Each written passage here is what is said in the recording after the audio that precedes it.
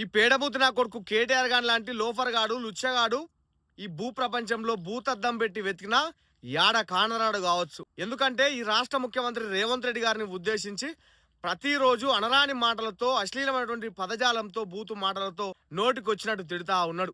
ఎందుకంటే రేవంత్ రెడ్డి గారు ఎక్కడో పాలమూరు జిల్లాలో మారుమూల పల్లెలో పుట్టి రైతు కుటుంబం నుంచి స్వతహాగా ఎదిగి ముఖ్యమంత్రి పీఠం వరకు వచ్చిండు కాబట్టి వీనికి కండ్లు ఓర్వడం లేదు. వీడంటే వీని అయ్య పేరు చెప్పుకొని రాజకీయంలోకి వచ్చిండు. రాజకీయ అధికారాన్ని అనుభవించి 9.5 ఏండ్లు తెలంగాణ ప్రజల సొమ్మును అడ్డగోలుగా దోచుకొని అడ్డం పొడుగు బలిసిండు. రేవంత్ రెడ్డి గారికి కాకుండా వారు కూర్చున్న సీఎం కుర్చీకైనా కనీసం గౌరవం ఇవ్వాలి, మర్యాద ఇవ్వాలని చెప్పి సంస్కారం లేని హీనుడు ఈ కేటీఆర్ గాడు.